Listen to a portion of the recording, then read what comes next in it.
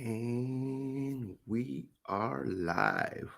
Welcome to the Push Power to Power show with your host, Jesus Ortiz. And it's brought to you by Yeraldy Media, your concept media group, and the Jesus Ortiz blog. Welcome, man. We're here early in the morning. I thought it was Saturday. Man, we don't even know the days, but it's Friday. And I hope everybody is happy and putting in a smile. Yes, we know everything that's going on, and it's been going on now for a while, and it's still gonna be there. It's a new world, but be thankful and happy that you're being awake, that you're still breathing, that you still got another day to live. You still got another day to write, to give imaginary hug to your mom or to your dad, or watching them like this on Zoom, Skype, whatever you have that you can watch them since you cannot go to their house. Or if they're living with you, then give them a hug. Give them a hug. Just be happy that you're alive. And we're here. We're still here, breathing. I said it, breathing, because we are breathing. And I'm happy. And I'm happy that today we're going to have a guest. Like I said, I'm having guests in the mornings and guests at night. And the guest today, I'm going to read a little bit about his bio. But I'm going to post his bio in here so y'all can read it. But I'm going to read a little bit about his bio and I'm going to bring him in. His name is Mr. Christopher Rausch. I hope I said his last name right. I'll ask him when I get him in right now. Mr. Christopher Rausch. Christopher Rausch is debatably the world's most effective and impactful, unstoppable, no excuses coach, speaker, workshop, workshop facilitator, retreat leader, whose life apprenticeship of victim to victor is nothing short of miraculous and surely inspiring. Today, as an international keynote speaker, Rausch captivates and enthralls audiences with his story and then empowers them to accept what life has presented, embrace change, and take action, personally and professionally. His commitment and credibility are indisputable, as he so obviously lives action regardless of perceived obstacles. I'm not gonna read more, but I will definitely put his website here. But nevertheless, let me get him in here, and I'm very happy to have him. I know I haven't talked to him in, one to one and know him a little bit better, but I know him a little bit better right now, and not only myself, but you guys, because we're serving you guys. We're putting out there something. Any questions that you got, we're gonna serve you. Like I say, he's a speaker, a coach, so we're gonna go through his storytelling right now, and then we'll get to talk questions. And I hope you like the show, and I hope you get this and take it to the heart, and just don't get motivated and just don't do anything, because that's what I used to do back in the day. This time, you get motivated, you get inspired, you write stuff down and write it and write it and you take action. But nevertheless, let me get him right here, Mr. Christopher Rush. I mean, I'm happy to have him here in the show, and let's get it going. Hey, what's up, man? How you doing? Good to see you. I love the background. That's cool. That's cool. You have to teach me how you did that. That's badass. Can you hear me? Can you hear me? I can hear you. Oh, okay. Cool. Hey, one thing I wanted to ask you, Jesus. I didn't know. Usually we have a little backstage kind of conversation, but what's the language on your show? Is the language clean, or is it, you know me? I just want to make sure. I want to be respectful for your listeners. No, we're clean, but like myself, sometimes I get out of line too. But I say I'm sorry, for my audience, that I actually apologize, even if I apologize like 4 or 5 times. But sometimes you get into it. Right. Like yesterday night, like the topics we talked yesterday night, and I didn't even cuss at all. And it was like a hardcore, what we were talking about yesterday night. But I was like, when I was done, I was like, whoa, I looked at the video. I was like, I wasn't, I was like in shock, like, whoa, I didn't cuss. So, hey, it happens sometimes. I know. I'm always just very respectful of the interview shows that I'm on, because sometimes people are like, hey, can you just not be so animated? I'm like, sure, no problem. But it's all cool. How you doing, man? I love the intro. The intro is great. Oh, thank you. Yeah, man. I read your whole profile and everything, and read in pictures and everything with your family. You got a kid and everything. It's like, I was like, man, I should have just called him a while back and just talk, but we're gonna get the chance anyway, so that's not even a problem. I Right was on, like, right this on. is awesome to connect. Like I saw you through Ken Walls because I've been wanting to have Ken Walls here, and I've been knowing Ken Walls for a while, and I never had him in the show. And I saw the show, like I always watch the show, and I saw you and Bob Donnell and all of the other ones. I was like, man, I gotta connect them too. Man, I've been connecting with Ken. Let's connect with his friends too, and Sure. impact the world in a different way that we need to now. Big time, man. Big time. Yeah, no, those are Oh great yeah, cats. I just got it's introduced to them too, probably 3 or 4 weeks ago. I just met them. So it's cool how, in a time of, uncertainty that, you're seeing people pull together and get to know each other more. I think that's awesome. And doing live interviews like this, I've been doing the same thing. So it's a great way to connect and it's a great way to serve. So thank you for what you're doing. I really appreciate it. And I look forward to talking and learning about you as oh well. no. Oh yeah, thank you. Yeah, for sure. It's I don't even know. I mean, I still remember the first day how I how this, this is crazy to know. I Mhm. was I was working out one day and I finished and I said in my mind it's like I gotta have a show because I was already good at what I was doing with the video because it took me a long time to be in front of the camera. I was afraid of being in the camera, but Mhm. and in my downtime, I was in my room with my phone and recording myself, and 1 minute videos. Oh no, this is not good. And it took so many videos until I decided to create something on YouTube while I was working out. And after I finished, I would create like a little mini story. And then I said I was ready to step up and go to Facebook because that was a barely Facebook was doing this Facebook Live. Right. And I said, whoa, but I don't have like a mic. I don't have anything. And I was like, Amazon, we buy everything from Amazon. So I went to Amazon, bought a little mic, like $10 mic, just something out of the extraordinary. And then when they came in, I was like, man, I have everything in front of me. So what am I gonna do? What am I gonna call the show? I mean, is there gonna Mhm. like the questions? Am I gonna have audience? And I was like, oh, whatever. So I started doing the Facebook without doing the show. I started doing the Facebook just to see how was good and people coming in and asking questions. And then after a while, I sat down and started writing names until I became with the name. Because back in the day, when I started the show, it was called the Jesus Ortiz Diary Shows, Teaching for Success. And Yeah. I Oh, I like kept it that. like that. And I was doing the show. Yeah. And I'm gonna start putting all those shows because I did it for that whole. I've been doing this for 4 or 5 years. For that whole year when I started, I was doing it Monday through Sunday. Like I had a guest every day, and it got Dang. exhausted because I was doing it every day, like sometimes two every day. That's a But lot, I dude. got the audience. I was a lot, but I got the audience. I didn't even know that I was creating a community, an audience, not only here in Houston, but LA, Chicago, because everybody could see you through Facebook. Hmm. And then into somebody did told me, hey, you gotta pace your do it Monday, Wednesdays, and Fridays because you're gonna get too exhausted. But I was so impacted that I did it, that I took Hmm. action because of other people telling me, hey man, if you're gonna do it, do it. Don't just talk about it. Take action. Who cares if you have zero audience? You just go out there and do it. You're gonna build Dude, that community. And, that's so brilliant. and that's That's how so it started. brilliant. Yeah, you just put one foot in front of the And other. that's That's all you got to do is put one foot in front of the other, and just learn. Everything you do is a learning thing. I mean, I could tell you the same thing when I did a live radio show for 2.5 years. It was through the internet. It was called the Kick Ass Radio Show, and once a week I interviewed somebody, and they came on the show and they shared 5 kick ass tips. It's still on iTunes. You can go Google Kick Ass Radio Show, and every week I'd have the guest and everything, and it was crazy just doing it once a week and having a guest, but just when you start out, I remember the thing would say live and it's like, hi, this is Christopher Rausch. This is a kick-ass radio show. Today we have, I'd be like just frozen and then, got a better microphone and you just start feeling natural. You find your groove. You find as long as you're being you, that's the best part. Cause like me, I mean, people could look at me and go, what the fuck is this guy? Right. Pardon my language. I'm sorry.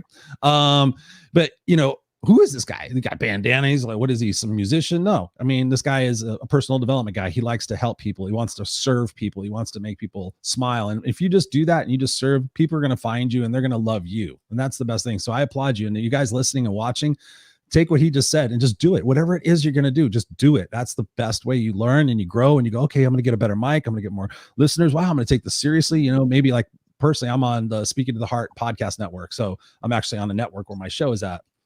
So it's crazy, but no, I'm happy to be on your show, man. I really appreciate it. Oh, thank you. I mean, next time when you have me on my show, well, I'll tell my story and everything, but it's you time. So, I mean, I read just a little bit about your, to the audience, what you were doing. Like you were saying, right? And I saw you with the bandana. I was like, man, he's probably a musician and he plays the guitar. And look at that. You got guitars on the back too. It's Yep. funny. I play guitar, but I make noise at them. I love music. If I had the right upbringing, I could have probably been a musician because I love music so much, or something with music. I pursued a music career in business years and years ago. I interned at Virgin Records in Beverly Hills when I was 19 or 20. And I worked in their publicity department. It was crazy. I was like, oh, I want to work here. I want to work here. You know, see all the musicians, kind of be behind the scenes. I was going and getting a college degree at the time. And I just realized it wasn't for me. It was too many egos, too much drugs, too much BS. And I was like, no, that's not for me. But I just always loved music. So it was like, it just made sense. It just made sense. It was just my personality. Oh yeah, music is it just takes you to another. It don't matter what kind of music you hear, whatever music you like, but it takes you to, the mentality, different mentality. You some people like I talk, they're like, man, music makes me happy. Music makes me think new ideas and stuff. So everybody's different. Everybody takes it the way they want to take it. Mm-hmm. Yeah, I love all kinds of music. It just all depends on my mood and where I'm at. Yeah, but I love older music, like the 70s music. I can put that on, just go back to my childhood, or I can put on the 80s Motley Crue, Def Leppard, Poison, and go like back to the 80s and just like, yeah, rock out and do my workouts or whatever. I could put on Metallica, I could put on, salsa music. I grew up with Spanish flamenco music. I grew up with I grew up with all sorts of different, R&B. I grew up in Inglewood in Los Angeles. So yeah, I mean, music is just amazing. I have music tattoos. I have my guitar mic here. I have the words of a song right here. That's actually the notes for Drift Away. Dobie Gray, give me the Beat Boys to free my soul. I want to get lost in your rock and roll and drift away. Yeah, I mean, I've got my guitar on this arm. So yeah, I mean, music's a huge part of my life because I mean, it saved me so many times when I didn't have anybody to turn to. I didn't have any friends. It was like, I would just go and this is back how old I am. I put the record on the record player. I put AC/DC Back in Black, put the phonograph needle on it and just put my ear up to the speaker and just drowning out, the stuff that was going on in my house when I was a kid. Music saved my life. It gave me a place to go. It was always there for me. It's funny to know that you're saying, the music and everything, because when I am here with my parents, they put the music, back in the day, and now I like their music, and I'm like, who's that? Like, who's that? I mean, that music is cool. They're like, oh, that's, and they tell me that's back when I was 13. Man, I remember that song, and I was like, and I start there, and I sit down in the sofa, and I start listening to the song and listen to the lyrics, and I was like, it's not a bad song. And then I'm like, now I know most of the people that they used to listen back in the day. And when I listen to them, other people ask me, what is that? Is that back when your parents were little? I was like, yeah, it's good music. It's amazing. It's so cool. I mean, I didn't like the Beatles very much when I was growing up. I was like, nah. But I always liked them separate. I always like Ringo Starr, all of them separate. And then now that I'm older, I'm like, I like the Beatles. Just like different. That's the thing about life. The beauty of life is like, you may hate one thing, one kind of food when you're young, and now you like the food now. I mean, I didn't eat salads when I was younger. I hated them. I swore you would never get me to eat a salad. Now I love salads. You just got to keep your mind open to life, man. That's what life is. It's just a journey. It's a beautiful journey. Even during these times, I've been coaching a lot of people recently and getting them through this time. You've been seeing me doing Facebook lives and being on panels, like you said, with Ken Walls and Bob Donnell and Glenn Morse, all those guys. Was just great. But yeah, it just depends on how you see life. If you see life as crap, then guess what? That's what your result is going to be. But if you see it as a journey and an unfolding of a mystery that you get to partake in, that's kind of cool. And it's not being airy fairy either. It's just life. That's all we can do. Yep. But nonetheless, I'm gonna leave the mic to you and just the audience that is here listening right now. Just tell at the beginning your little stories, like from the beginning. What do you remember when you were little into where you at now? Like, what was the hit that took you that you said, I'm gonna be an author, I'm gonna be a motivational speaker, I'm gonna change the lives to other people, I'm gonna help others. When was that time when it hits you? But first, you can tell who you are, and the age and everything, and then from there you can take off. Sure. No problem. And again, thanks for having me on your show. I really appreciate it. This is fun. So, I mean, my story, it's a story I've told thousands of times. Essentially, it's the story of a seventh grade homeless dropout living in the backseat of a station wagon who ultimately grows up and gets his stuff together and creates a fantastic life. And like I said, I was born in Los Angeles, California, in a city called Inglewood. And that depends if you guys know what that is, but essentially it's in Los Angeles. It's in a bad part of Los Angeles. And when my mom lived there before I was born, it was predominantly a white neighborhood. But when I was born in 69, it was predominantly a black neighborhood. So we happened to be one of the few white people, Caucasian people, whatever you want to say, I don't like labels, on the street. And as I was growing up, it was pretty chaotic. My mom had several psychiatric disorders. She had multiple addictions, alcohol, pills. She was her own worst enemy. She was fighting her own demons. She was fighting her own insecurities from being a kid. And she really was going to put me up for adoption. She told me later in life, she goes, I was going to put you up for adoption. And I said, why didn't you?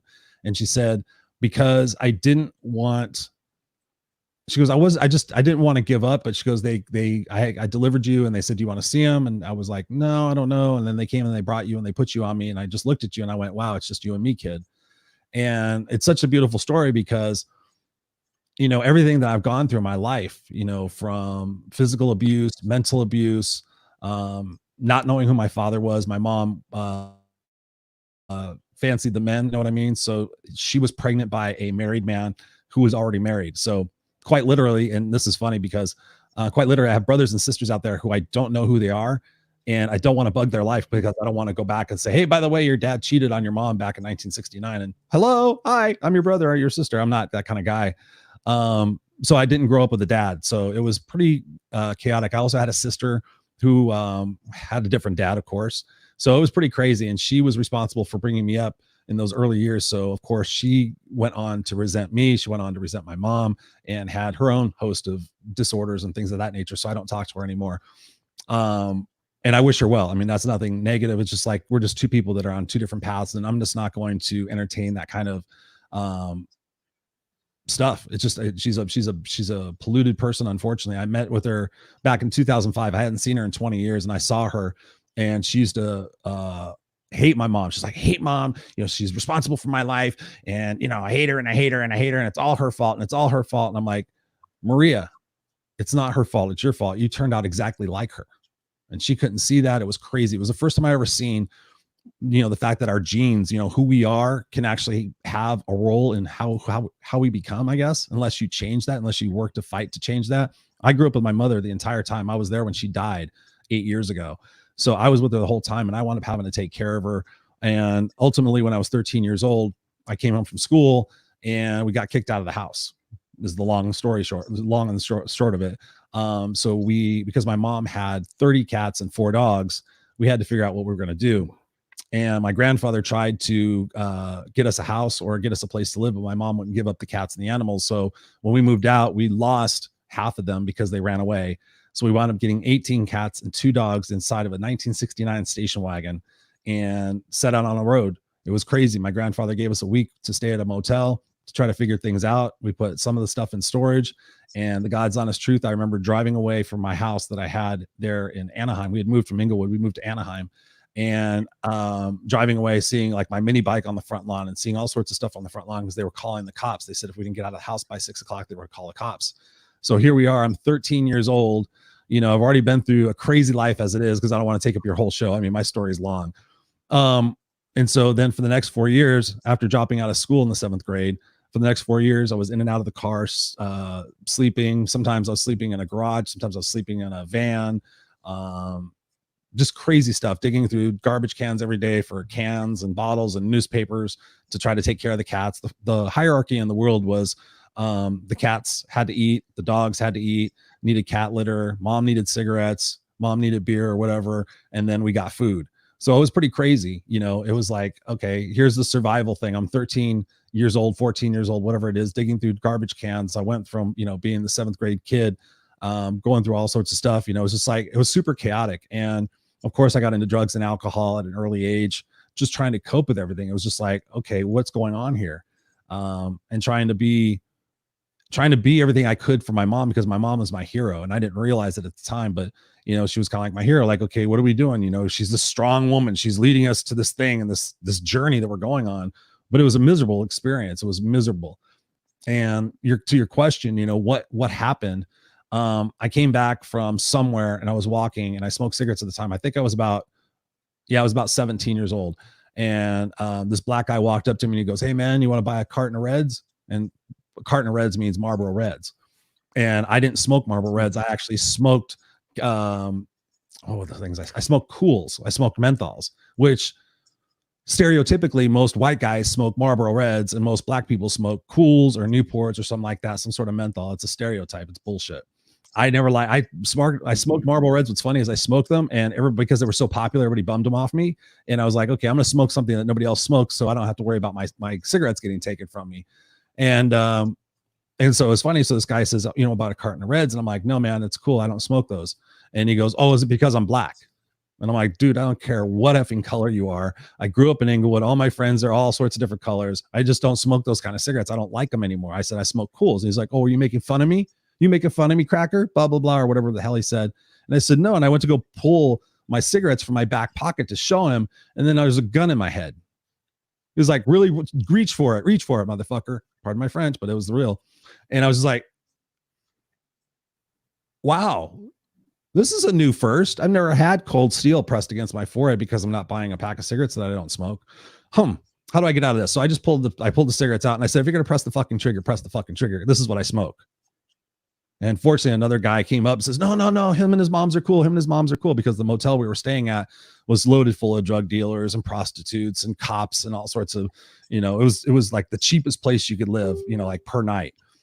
And it was crazy. And at that point, I'd already been through so much. I'd already been carjacked. I'd already been stealing. I'd already been in a serious car accident when I was 15, driving by myself, trying to go to work. I mean, my story is just crazy. It's all over the place. But to answer your main question in that, I had to sit on the staircase of the motel, and I looked out and I saw the drug dealing and the prostitution and the cops and everything. And I was like, after this situation had happened, I thought, you know what, if I don't do something, if I don't take charge for my life, I'm going to wind up dead, or I'm going to wind up in jail, or I'm going to wind up a drug addict and alcoholic, or I'm going to get the heck out of here and I'm going to figure out what I'm going to do with my life before it's too late. And that's something we all have to face in our life, whether we're in a poor relationship right now, whether we're in a poor job right now, whether we're dealing with friends that aren't really supportive of us. You have to decide that you're the most important person in the world, because if you don't, then guess what? You're going to end up with regrets. You're going to hate the people that you supposedly care about unless you take care of yourself. And it just so happened that me and another guy at that motel, we were doing a telemarketing job. It's going to sound crazy. We were doing telemarketing. Most of the time you go to a business to do telemarketing. And this is back in the 80s. This is back in 87, I think. 80. No. It was, it was 87, I think. As I get older, the dates get a little fuzzy. But so we were telemarketing out of this guy's apartment in Huntington Beach. Now, Huntington Beach, if you guys know about that, Surf City, it's famous, you know, Huntington Beach, California. It's a beautiful place. And he had a really nice apartment. And so we go to the apartment and we're getting ready to start our job. He had one bedroom that was set up as an office. And he goes, well, guys, I got some good news and I got some bad news. And this is our boss. And I was like, oh, I'm like, okay. And we actually did pretty good. We were setting roofing appointments for roofing contractors. And if we set appointment for the guy to go out there and make a pitch, we got like $50 or $100. They sold the job, we got like $500. So sometimes, you know, you could actually make pretty good money if it worked. And we're like, and the guy was nice, and it was out of his apartment. It wasn't out of some place. And he goes, yeah, he goes, well, the bad news is I'm going to close up shop and move to Texas.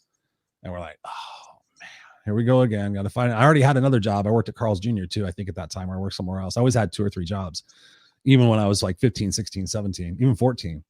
But I said, well, what's the good news? Because I've had enough bad news to last a lifetime. And he goes, the good news is I know you guys want to get out of that crappy place. I know you've been homeless and and I want to leave you guys my apartment. He goes, so I want to leave the deposit, the first and the last. I want you to just transfer over the lease, and that way you guys can live here and get out of that place. And me and Robert were like, dude, we get out of the motel, you know, we can get your brother to come stay here. We get Carlos and Rambo to come stay here. And, you know, 5 guys living in a 2-bedroom apartment, what the hell, whatever, just to make it, just to get out, just to be living in Huntington Beach, you know, with a fitness center. I mean, that's stuff that I didn't even know about. And I was excited. And I went back after we finished our work, and I went back and I told my mom. And I thought, after 17 years of the crap that I'd been through, I mean, I'm telling you, Jesus, I'm giving you like that much of the story. There's so many stories in between. that I thought that she would say, Chris, when I went home and would tell her like, oh my God, I can move out of here and da da da da. I thought she would finally say, you know what, you should go. I've screwed your life up enough. I've tried and I shouldn't have been a mother. It's something that she told me a long time ago when I was a kid. And I thought, maybe I might get the acceptance and get to be number one for once.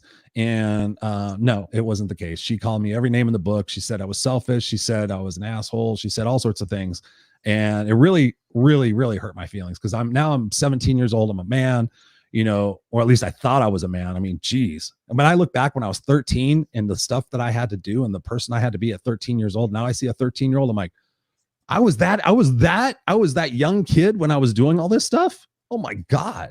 It was crazy. And so I had to make that determination. I'm like, you know what? She's like, what am I supposed to do? And how am I supposed to take care of the animals? And I'm like, Mom, that's your life. You made all these decisions about this stuff. This is you. This is all you. Guess what? I got to do me. I got to do me. Otherwise, I'm going to be dead, jail, or severely addicted for the rest of my life to something. I have to take this chance. And so I did. And it was the hardest decision I ever had to make in my life, to disappoint my mom, to disappoint my hero, to cause her. And I didn't know about codependency at the time. I really didn't.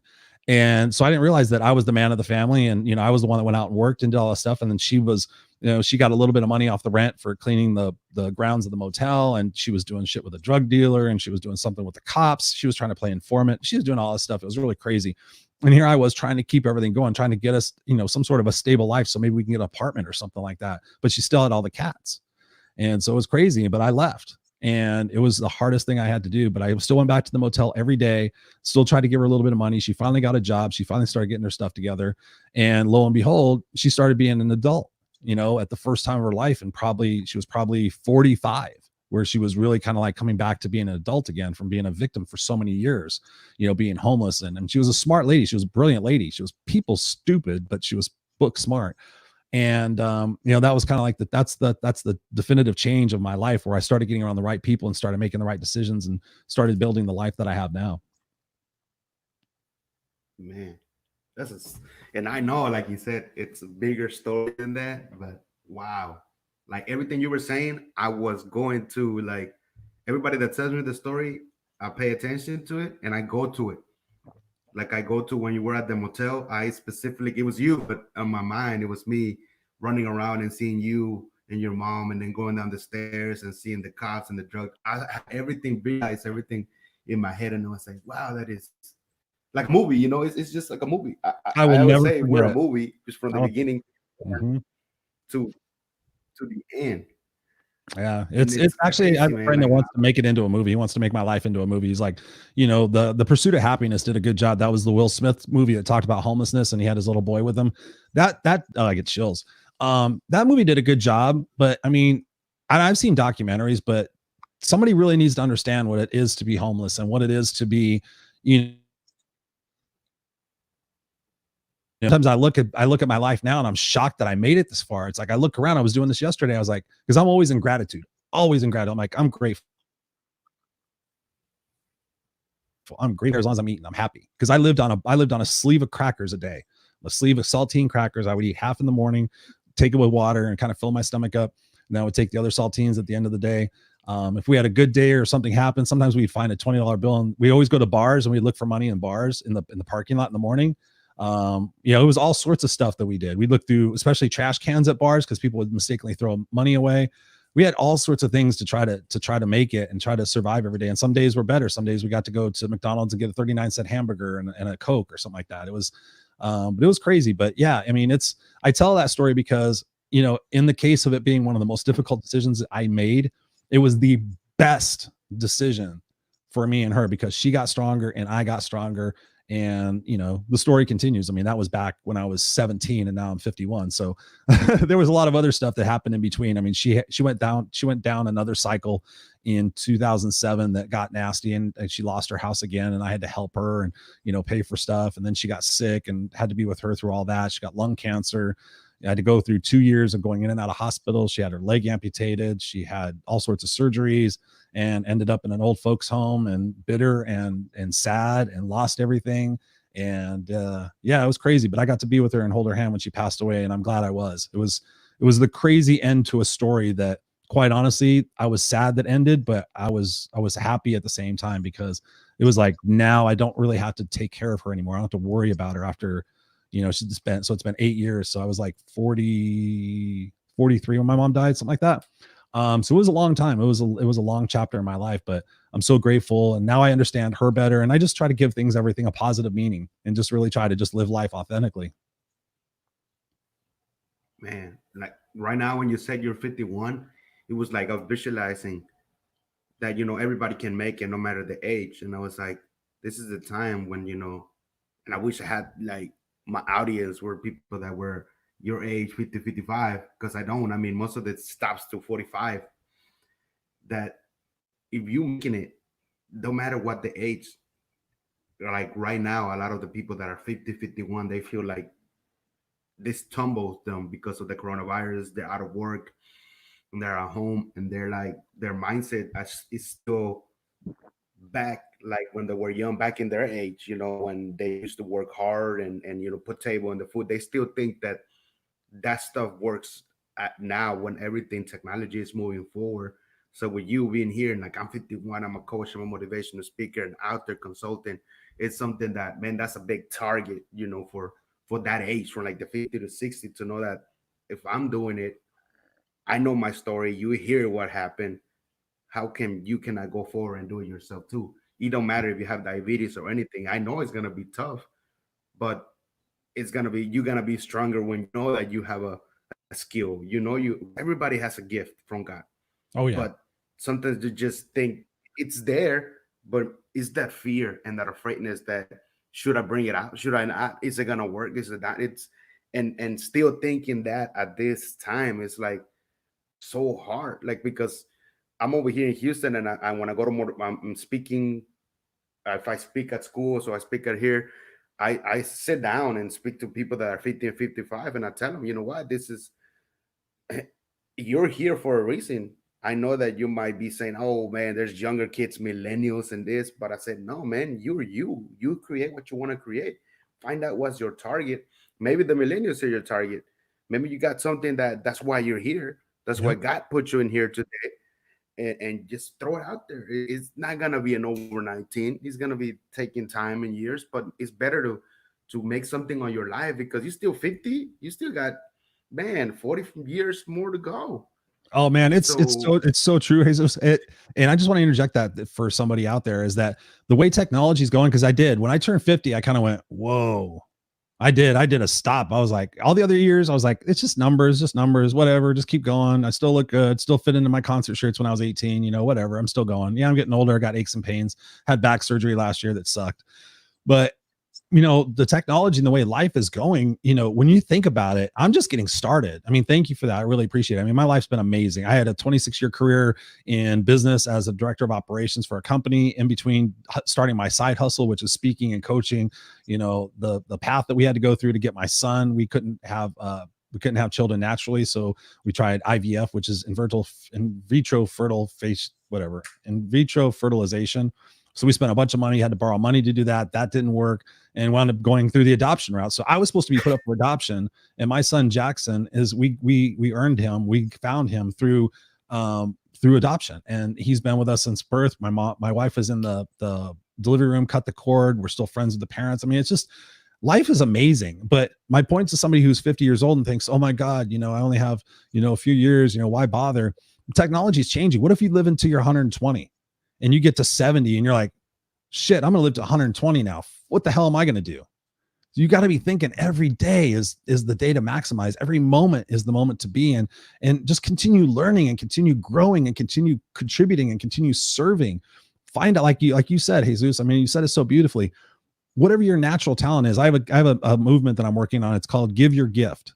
And give your gift is kind of like pay it forward, but it's whatever your gift is, whatever it is that you could do naturally for hours and hours on end, whatever even if it's clipping coupons, become an expert coupon clipper and put it out in the paper and say, I'll clip coupons for you and and whatever things you like for $5 a week. I don't know if they save, $100 on the coupons you give them, maybe sell it to them for $5 or something, $20. I don't know. I'm not a sales guy. but it's just amazing what you could do and give your gift and contribute to the world and make and stop the divisiveness. That's one of the biggest things I'm on right now, Jesus, is just bringing the world together. You know, one world, one love. Let's let the politicians do their crap. Let's let the stupid leaders with their egos and all that other crap, let them do what they do. And us as a people, let's just bond together and just say, hey man, we're all the same, no matter if you're black, white, straight, gay, short, fat, whatever the hell label you want to put on it, we're all the same. And I've been speaking in front of, 600 people, thousands of people, and I'll look around the audience. My new thing, because I want to end racism. I want to end stereotyping. I just want people to see that we're all the same. And I tell the people, I said, look around. And everybody's looking around like, oh, okay. And I said, you see people, and normally you'll see people like black people, Mexican people, white people, Asian people, fucking Indian people, all sorts of stuff. And it's like, yeah, so look around. We got a pretty cool kick-ass group right here.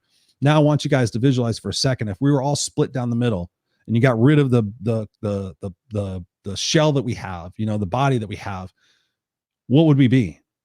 We would all be the same. You couldn't tell us apart. I'll have lungs and we're all red organs and blood and arteries and muscles. We're all the same. This is just a vehicle. It's what's in your soul that matters. That's what I'm passionate about right now, is just getting people to see that, in addition to, of course, motivating people through this time, because it's a time like no other. You have to be resourceful. You're going to have to outcreate everybody else. And this is not the time for like, well, I want hazard pay and I want this. And it's just like, if you have a job, just hustle and be the best you could be at it and give and contribute. And, hopefully your employers will take care of you. But, now is a time to be coming with that family business, getting people together and just really figuring out what it is that you want to do out of this. Because I can honestly say, Jesus, I have a comfortable life. I have a good life. I've worked my ass off on it and I continue to work my ass off on it. I recently took the plunge last November to go from my day job that was very secure to do my coaching and my speaking on full time, because I had to tell everybody, is like, if you're going to go for your dream, you have to go for your dream. And I was like, still working, and I wasn't going for my dream 100%. I was going for my dream, 50%. And so I made that leap. I was like, okay, let's leave the job, talk to my wife and said, give me a year to build this to where I can, sustain myself financially, and just took the jump. You just got to jump. Steve Harvey has a video out there, the comedian Steve Harvey. It's just a video called Jump. It's about 1 minute and 50 seconds. And it's one of the most badass videos I've ever watched. And I've watched thousands of videos. And it just says, you got to jump. Everybody watching this, go watch it. Steve Harvey, Jump. You have to jump. You have to free fall. You have to soar. That's why we're here. We're here to live. We're not here to exist. Sorry, I get on my soapbox. I'm get passionate about stuff. It's good, man, what you say. When I watched that video too, when somebody told me about it, I was like, what are they talking about jump? And I watched that video. I was like, man, he's right. Because you got you watched it? You watched it, huh? You should watch that every day. Everybody should watch it every day. I have it playing in my brain all the time. That's very true. It's like, man, you jump. You're not just gonna, fly like eagle. That's what we want. We want to be eagles. But at the beginning, you're gonna jump. You're gonna hurt yourself, just like you said. You're gonna fail. You might try first, second. Trust me, man. I did so many. I used to have a pressure washing business before. I fell out of that. I wanted to get into clothing, and I bought a lot of clothing. I didn't even know what I was doing. The money that I didn't even have to waste. I fell out of that. I knew the vision. I knew what I wanted to do. I still want to do it because it's a really good stuff that nobody's doing it yet. But now I have the mentality to be like, all right, I know how to do it now. But the thing was that I did it, that I just pushed myself and I said, you know what, I'm going to do it, because if I start saying I'm going to write this and I'm going to create the name or anything, I said, let's just go with the flow and see what happens and see what you can construct. Or maybe somebody will come and say, hey, this is how you got to really do it, like a coach or something. If not, so who cares? You fail. And it feels good. It's like I tell people, don't get that mentality that people tell you, oh yeah, look at him, he's just gonna last 6 months with that business, or he's just gonna quit. So what if you quit? Maybe it wasn't meant for you. It was not for you. Maybe this is not the time for you to do that. So if you quit and people are saying that you quit, so you know why. You are the only one that knows why you quit. Now I understand that, because I used to follow and just paid attention to the opinions and the haters, like, man, you quit and this. I knew, I told you. And I was like, damn, they're right. And I'm like, no, they're not. Because I'm the only one. Why it happened. Not them, but us. It happened. It meant to be, but it wasn't for you. So now I understand, all of those fakes. It's a journey. I want to share something. This is my other tattoo. It says, what doesn't kill me only makes me stronger. And, kind of what we're saying, Jesus, together is like when you talked about it at the beginning of the show, when you started the show, you did it a different way. You did it. You just started doing it. You started learning. You started going into this business. You're living life. You're not just existing. I mean, so many people today are playing the someday game. Oh, when the kids are out of school. Oh, when my husband is dead. Oh, when I have this skill. Oh, whatever it is, they're playing the someday game. And right now is the time not to do that anymore. Right now is the time to get out there and get broken up, get beaten, get your whatever it is you got to go through, and just experience life. Because all the times that my mom was in the assisted care facilities, the retirement homes, whatever you want to call them, all sorts of different places. And my mom and my grandmother, interestingly enough, died in one of those. My grandmother lived in an assisted living facility for the last 3 or 4 years of her life. And I swear to God, Jesus, I went to see her. We would go see her every couple of weekends up in Pasadena. My mom would drive all the way up there from our house. And I asked my grandma, I'd walk through the facility and I'd see people playing bingo, people running around in their wheelchairs, they had activity room. And I go, Grandma, and I was 10 years old at the time. I still remember this. I stood by her bed. I remember we walked into her room and she was just laying there like this. And I'm like, Grandma, why don't you go there? People are playing bingo. People are playing puzzles and having games and laughing. No, I'm just waiting here to die. I told a 10-year-old that, swear to God. And I was just like, and my grandmother was a very interesting person. She's not my woohoo grandma. I mean, she was cool and everything, but she screwed up my mom, and therefore my mom screwed up me. But I broke that mold because I've spent and invested my entire life on not being that same person that they were. And it's not something that's easy. I mean, I've invested myself in so many coaches, masterminds, going to school. One of the things I didn't get to share with you guys is that, as part of my switch around, I met some people that I got around the right people. And that's when I really learned, when you're around the right people, that's when your progress takes off. Because before I was hanging around a bunch of derelicts, I was hanging about a bunch of pot smokers, partiers, drug addicts and stuff like that. Even when I got out of the motel, I started partying. I was 17 years old. I'm like, woohoo, I'm free, sex, drugs, and rock and roll. Still doing my job and still doing everything else. And then I got into school and everything. And I'm happy to say that when I would turn 31, I earned my master's degree in organizational management. So I went from a 7th grade dropout to being a master's degree.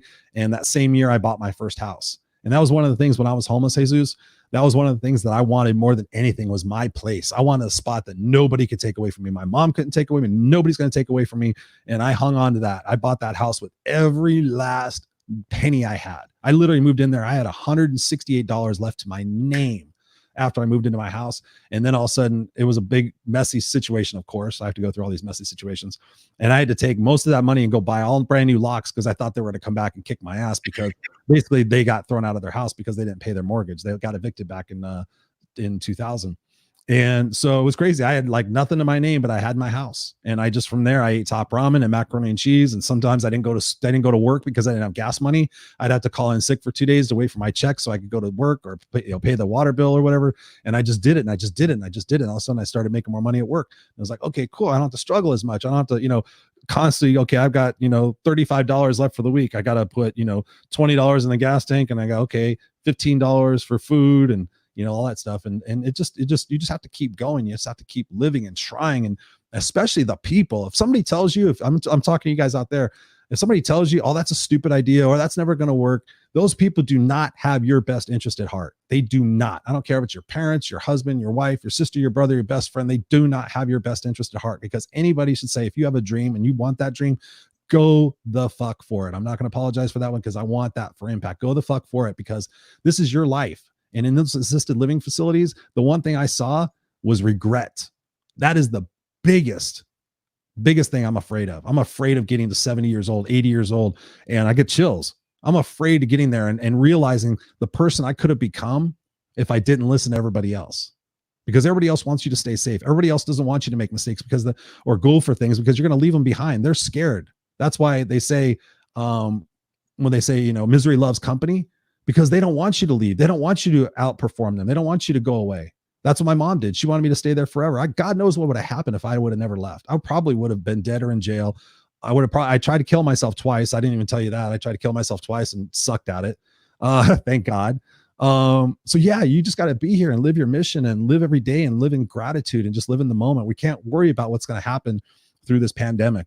I can't figure out what's going to happen 16 days from now, 6 months from now. All I can do is be in the moment and enjoy those moments and be with my son and try to just do the best I can and serve as many people as I can with my gift. And I encourage you guys all to do that as well. Yeah, you're right. I mean, you gotta live your day. Like today is Friday, you gotta live today. You gotta do what you gotta do today. Worry about tomorrow. Don't worry about what's gonna go with, right, what we're talking about, the coronavirus. What is the economy? We already know that that's gonna take a while. It's gonna be a slow movement. It's not gonna be a whole 1 year. It might take two till everything gets back to chiffy. It's not even gonna be normal anymore. I already see it. Yep. Restaurants dying. I'm here in Houston. A lot of restaurants already they can support each other. Some of them, the ones that have six restaurants, they're like, we're gonna about to close and keep one and shut down everything. So and you see that and you're like, whoa, this is a big change, a big movement. This is a thing that we gotta adapt. Now we were out the box. Now we gotta be out that box and be like, how can we adapt? Yes, that's so true. How can we now is more of a, how can we collaborate to make more extra incomes? How can I collaborate with you? That's what I was telling yesterday's guest. How can I collaborate with you? We make an extra income, me and you, but I'm gonna collaborate with others, and there's another extra income. There's another extra income. But not only that, we're getting this money, but we're helping others. We're helping somebody in our community, in the small business, because you see, nobody's helping the small business. Where out of that money? Yeah. That's not small business here in Houston. When I asked, where's the money? Did you receive the PPP or whatever it is? They're like, we never got anything. And we signed that paper at the first time. Where did the money go disappear? Because it's socialism. The big people bail out first, airlines and all that. They got money. Why don't you support the small businesses? That's what is bringing America out. The small businesses, everybody out there. If the small businesses crash, everything's gonna crash. Because that's what everybody is there. We getting employees there, and if nobody's helping them, who's gonna help them? So it's like a different mentality now. This is what they gotta think. The businesses itself, they gotta be like, hold on a second, man. I don't want to think about I'm better than that restaurant. How can we both collaborate? It's not about the money anymore. It's about how can we collaborate and stay alive and stay in the steamboat, and they will keep on pushing. Do we have to? These menus that we have, it's ideas that I even want to help the restaurants. Menus that we have is so much things. How can we compact it, be less? How can we do a better website? This bunch of crap that we have here, make it just one page. How can we turn around now? It's hard to sell out there. The people not want to buy our food because people not working. 16 million people out of their jobs. People are afraid to spend. How am I gonna get it? It's they have to adapt to a different meaning. They have to be like, all right, if I'm gonna do delivery, man, I'm gonna give a little bit more food and give a gift card. Yeah. Who cares? That's something new. I give a $25-$50 gift there. That person that you delivering that food, they're gonna see a letter say thank you for purchasing this, and I'm giving you this. Something. They're gonna go out there and they're gonna go in the internet. Everything is digital. Oh man, I just went to buy $50 of fajitas or something, but they gave me something free. Yeah. That's the best thing you should be doing right now. Yeah, it's like you have to like not think about how much you're gonna lose or how much you're gonna serve, because all that losing now help through this 2-3 years that whatever is gonna take for this to be, I don't want to say back to normal because it's not gonna be, but the difference, that we gotta get. It's like every day I'm sitting down and I'm working and working out and thinking, and every time I'm working out, I'm like, okay, I got an idea, and I just tell it to my phone and write it down when I'm done, and this is what we gotta do now. We have to collaborate. If we don't, we ourselves gonna break down. We ourselves gonna be like, damn, what do I do? I mean, I'm already going nuts being at home all these that you cannot go out nowhere, and it's crazy. Here. Go. I would suggest, I did this yesterday. Some people are not going anywhere. I would highly recommend taking a drive at least once a week, getting out in your car. Yesterday, Jesus, I was like, I used to be out about all the time. I was out, sitting in traffic and all driving here and there, taking my son back and forth to daycare. And literally, I think I've been in the house. I was in the house so long, my truck battery went dead. So I went out there and had to jumpstart my truck, And I just took a drive. I just went down. I went to downtown Riverside. We have a beautiful community downtown Riverside. I just drove down there to see it. And I was like, there's still stuff going on. I kind of imagined like a ghost city. I saw somebody did a what are those fucking things? The hovercrafts, aerial drone. They did a drone over Riverside and they just Oh, kind of showed all of our landmarks and they're just like dead. There's like nobody there. And they're like, holy shit, you start having this weird feeling like, God, I said, babe, I got to go out for a drive. And so I drove down through Riverside and just kind of checked it out. And like people are still doing stuff still going on, got on the freeway, but I felt normal. I was like, you start having cabin fever and start wondering, what's going on in the world out there, but the world's still going. But my point is you got to get out. You got to still see the world and you got to, and especially in this time. And I think you said it perfectly is that, yeah, these 2 years could be some of the fucking toughest years that we go through as a society. But on the other side of that, where is this going to bring? Maybe there's not going to be 6 restaurants anymore, but maybe there's going to be a bounty of people able to cook from home. And now you're going to have so many different delivery services, like your family may make bitch and carnitas. Your other family may make bitch and fajitas or whatever it is. My wife makes cool stuff. All of a sudden, maybe you have a home business, and now you're doing delivery because people don't go out anymore. Who knows? Or maybe there's more places to take your own food and socialize theirs. There's going to be toughness to have to get through this, and a change in how we think about stuff, but we will get through this. We will get through this. I mean, 2008 was bad. I mean, I've been through a lot of stuff in my life, and when I look at those things, we don't want to go through bad things. We don't want to be uncomfortable. We don't want to be uncertain. But guess what? Every single thing that we do in our life that is tough and challenging, we grow from that. We become stronger. That's why I got the tattoo, because I had to look down. I'm like, what doesn't kill me only makes me stronger. And I'm already strong.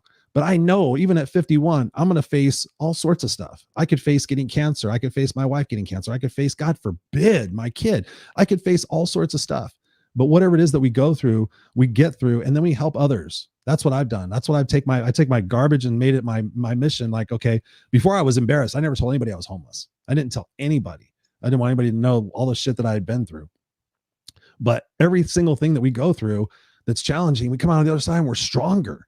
Like, damn, that made it. And especially if your parents out there, please be there for your kids. Be a leadership role model. Get your kids together and say, hey, what can we do? Maybe we go pick up dog poop. I go to every house and I do it for $1 every day. If there's 5 kids and 5 kids are doing it, then it's $1 a piece. And, like you said, every little thing, that gig economy, we're going to be doing gigs like coaching and speaking. And, I may be driving Uber. I don't know. Just whatever you got to do to make it. You're just going to have to do it to make it. I mean, it's not going to be easy. nope. And now that everything is going virtual, I mean digital, I mean it's gonna be, now there's a lot of opportunity. Man, you can create something that nobody else has created. If you Mm-hmm. have an idea, create some, test it out, test the waters, collaborate with somebody. Hey, I have this idea. Let's create it. Here's digital. Yeah. Everybody and their mom is using the computer right now. That's why the internet is going so slow, and sometimes I it know cuts I've had a off lot. because everybody's using it. Mm-hmm. Like, but you have, like you said, enjoy life. Yeah, every day I wake up and I thank God that I'm here. I'm breathing, and I have another day. Like, I open my eyes, and we're still here on Earth. What would it happen if you open your eyes and you're like, whoa, where am I? Like, this is not That would be like this is scary. not That my would be home. scary. Then Yeah. right, but you're still here. You're still living, man. You keep on going. You Mm-hmm. keep on going. You keep on doing. Who cares? Anybody thinks about you. You're the one that owns you. Nobody owns you. God created you for some reason, and you go out there what you want to make it happen. Period. No matter Mm-hmm. parents, like you said, family, sister, they tell you things. Focus on you. You focus on your dream, your help. You focus on what you want to create and serve others and help others. Your vision, that legacy that you want to leave for the kids, especially for the kids. That's what I'm Super trying to do. important. Everything that I'm doing, I know put me here.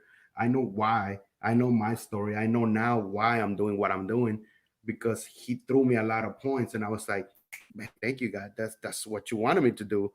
That's what I'm gonna focus and do, and it's the kids because of my story. Like, man, just when you have my show, but just so you know, I didn't see my daughter for 2 years and a half. Oh, wow. That right there changed me into a different person, but it took time, a long time. Mm-hmm. Hurtness. I stopped. Fate. I was lost in space, man. just tell you that I was lost. I never thought about suiciding. I never thought about killing myself. None of that. But I was lost. Like you talked to me, and I was, man, it's another planet, and crying. That's it. Just crying and not knowing what to do because I didn't have my precious princess with me. I'm like, man, all these things Mhm. that happen, and now I get to see her and everything. She's 7 now. She's Oh wow. to turn 8 in July, and all of that. When I saw that, and God found me again. Now that I believe that He's there because He found me, I'm like, my path went this way, and I still didn't know what I was going into. God still was sprinkling stuff, and so I said, man, God wants me to do something for the kids. God wants me to create something for the kids, and I'm like, and that's what I've been doing, just speaking with the kids, and uh, mm, speaking, schools and stuff for the kids. And I'm like, man, you know what? This is what I got to create.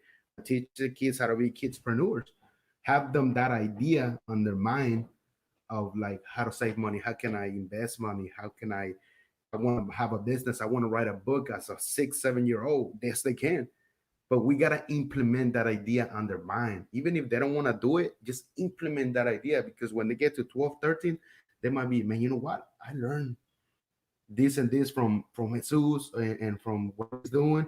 Now I want to open up this business. Man, that's amazing. Now they're gonna be young entrepreneurs. Yep. That's what we need, because I don't see, like you were saying, being 80 years old and seeing our kids under the bridge, or seeing our kids struggling more than what we are struggling right Oh, now. that We would have be to make horrible. that change right now. So this is why I always think I don't want them to see and panic like us. Now we're not panicking, but like the whole world is trying to panic, and they react the same way and panic on the same way when they're our age, Oh and yeah. be like, oh man, I remember when I was 13 and my parents were like, what do we do? I don't have, I'm out of the job. And then they recycle the same thing and they're doing the same thing. I don't want that. I want them to believe that there's something more to them, to the heart, that something that this happens, they're gonna go out there and make something happen. And we have to. They're the kids. They're the next president, the next CEO of McDonald's, next CEO of their company. Yep. Because we're on halfway, we're about to not out. We still got a long live to live, but they're the ones that are gonna change the earth. They're the ones that are gonna change the systems. They're the Yep. ones that are gonna be different things, man. We don't even know what's gonna be here in 10 years. The technology, flying Yep. cars, whatever. Them, it's up to them. So I was like, when God gave me that, I was like, man, I want to do that. I want to create a foundation, and I Yeah. will do this. I want to create a foundation for the kids, but for all the kids, the ones that have autism, the ones that have diabetes. You don't see a lot of people. There's a lot of kids that have diabetes, and you don't see a lot of that talking on TV, or the people that have, kids have heart failing, all of that. Create Mhm. that foundation for all of those different aspects for the kids. That I myself be going out there and helping them for this organization, for that organization. But to do all that, that's why I tell people we gotta collaborate. We gotta collaborate and create that. It's gonna be my idea and everything, but you gotta collaborate and make that happen. The same with other people. They want to create a foundation for the older people. That's fine. Or the create a foundation for the people that live under the bridge, the veterans. So see, there's many aspects of life that we gotta do, but you gotta create a team. You Yes. gotta have a team, and that can be powerful in the same vision, and everybody's winning. It's not that, oh, I'm getting the most money. No, everybody's winning. Not that mentality that, oh, I'm getting paid more than you and you. No, none of that bullshit, because that's what's happening now. CEOs getting paid more and this and blah blah blah. No, everybody's winning. You're doing your part, you're doing your part, you're doing your part. We're moving in the same page and at the same as air, and teach other the same way. Change that mentality that America used to be that back in the day, Yeah. not like now. Everything changed. It says we the people, not we the government. Yep. They don't run, we run. It's crazy. I just went on Mhm. that rant. Sorry. No, no, no, man. It's beautifully said. Beautifully said. I mean, they are our future. And that's the fact that pisses me off when I see parents that are, being lazy and being stupid and being like, what's the government going to do for me? Where's my check? No, no, no. What are they going to do for me? We can't be mad at government. We can't blame anybody else. Like if you don't get your stimulus check, if you don't get the small business loan, it is what it is. I mean, obviously fight for it, but you're going to have to get creative. You're going to have to sell stuff. You're going to have to not have cable. You're not going to have maybe 25 cell phones on a plan. You're going to have to figure shit out. You're going to have to sell stuff. You're going to have to get lean, mean, and do what you got to do to make it. But yeah, we got to be there for our kids. We got to set the example and show what to do. All the things that my mom did, she did teach me to be unstoppable. And that's, my thing is unstoppable, no excuses, kick-ass coach. And I got that from her. She did not give up. If she had something in her mind, she was going to do it. And I did get that from her. Fortunately, a lot of the other stuff I've been able to, work myself through and not have as much. I'm a very nice person to people. She was not a very nice person to people. She said, I don't give a fuck what anybody thinks about me. And in some respects, I respected her, but she got fired from every job she had. She had very little friends, and it was pretty sad. But yeah, we got to be there for each other. We got to be there for the world. And I love the fact of doing foundations and stuff like that and paying attention to the kids because they need us more than anything. It breaks my heart, Jesus, to think about the kids that normally go to school like I did. I was beaten at home. I was physically beaten, physically and mentally beaten. So, and I got bullied in school too. I mean, like I said, my story, you've heard like a part of it. And so I feel bad for the kids who are at home with parents who are horrible parents that maybe just had them for tax deductions or whatever else to get welfare. And those poor kids have nothing, and they're not eating, and they're not getting interaction. And all they're doing is maybe watching TV or something like to get through that. That destroys me. I feel so sad. I want to reach out and hug those kids and make sure they're taken care of because they are our future. And that's one of the reasons I do what I do. When somebody asked me, like, what got you into speaking? What got you into coaching? I think maybe you asked me that in the original spot. The original part of this interview, the reason I did it is because when I was in that back seat of that station wagon at 13 years old, with the cats in the car and parked behind a building in an industrial park so the cops wouldn't find us and all this other crap, that one day I was going to have my house, and one day that I was going to go back and tell kids that they're going to be able to make it through this. And as I was making it through that, I'm like, I just want to help kids. I want to tell the next 13-year-old that, hey, just because your mom abuses you, just because you're getting bullied in school, just because you don't have stuff to eat, just because you don't have nice clothes, just because you don't have toys, just because, everybody thinks you're weird or whatever, you're going to make it. You just got to keep putting one foot in front of the other and get around the right people. That's probably one of the biggest things I would have to say for people here is you have to believe in yourself. Number one, if you don't believe in yourself, if you don't take yourself first, you're not going to make it. You can put everybody else first and think, oh, my kids are first, my mom's first, my husband's first. That's bullshit. You got to take care of yourself because when you're whole, help the people that you love, you're going to help them all the much better. But if you're operating from a 6 and then you're, let me put my face on. Hi, mom, or hi, husband. And yeah, what can I do for you? What can I do for you? How can I get some significance from you? How can I make sure everybody's happy with me and not mad at me? What kind of living is that? That's just existing. That's miserable. So number one, you have to take care of yourself. Number two, you have to get out there and you have to try new things. But number two, you have to get around the right people. The 5 people you're around the most. When you think about it, you write a list. For you guys watching, write out a list, simple piece of paper, and write down the 5 people you're around the most, and just right next to them, positive or negative. Do they enhance my life? Do they push me? Do they want me to grow? Or are they complacent? Are they lazy? Or are they judgmental? Or are they racist? Or are they hateful? Or are they, victims? If those people are victims, then you need to find new people. That's why I don't hang out with my sister. I could go into that story. We've already been in an hour. There's so many, you just have to be around the right people. You have to put yourself first. I had to take that relationship. I wanted my sister and my mom and me to be back together so bad in 2005. I was like, I found my sister. I hadn't seen her in 20 years. And she was the same exact person. She was a victim and she could not get out of it. She did not want to get out of it. She's like, mom made me this way. I'm like, I was homeless with mom. I was out there on the streets trying to survive. I tried to kill myself twice. You lived with your dad who had money. How are you fucked up?